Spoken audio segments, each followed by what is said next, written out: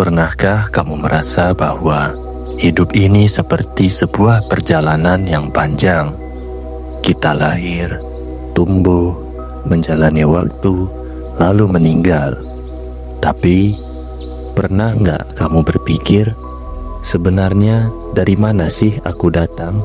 Kenapa aku di sini? Dan nanti aku akan kemana? Dalam pandangan Sufisme, hidup ini bukan sekedar kebetulan.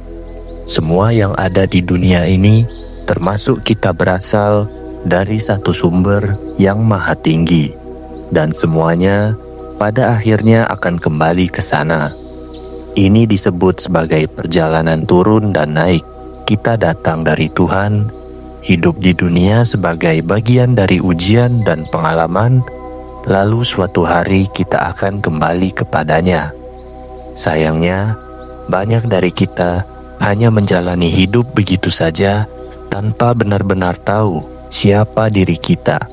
Kita lupa bahwa hidup ini bukan hanya tentang badan kita, uang, atau kesuksesan secara lahiriah, tapi tentang kesadaran, tentang jiwa, dan tentang tujuan sejati dari keberadaan kita.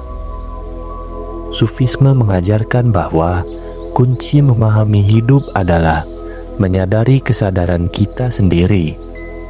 Kita bukan benda mati. Kita bukan sekedar makhluk biologis. Kita adalah makhluk spiritual yang membawa kesadaran. Dan kesadaran itu tidak punya awal dan akhir. Karena pada akhirnya, kesadaran itu berasal dari Tuhan dan akan kembali kepadanya. Dengan latihan spiritual yang benar melalui zikir, sholawat, perenungan, ibadah, dan sholat, dan mengikuti jalan yang ditunjukkan oleh syariah sebagai bentuk jalan kembali, Sufisme menuntun kita untuk menembus tabir kehidupan biasa dan mengenal siapa kita sesungguhnya. Ia membimbing kita agar bisa melihat bahwa hidup ini hanyalah satu bagian kecil dari perjalanan besar kembali kepada Tuhan. Jadi, hidup ini bukan sekedar lahir, sekolah, kerja, lalu mati. Hidup adalah sebuah perjalanan suci yang kalau dijalani dengan kesadaran akan membawa kita kembali pulang, bukan hanya secara fisik, tapi secara spiritual dan hakiki.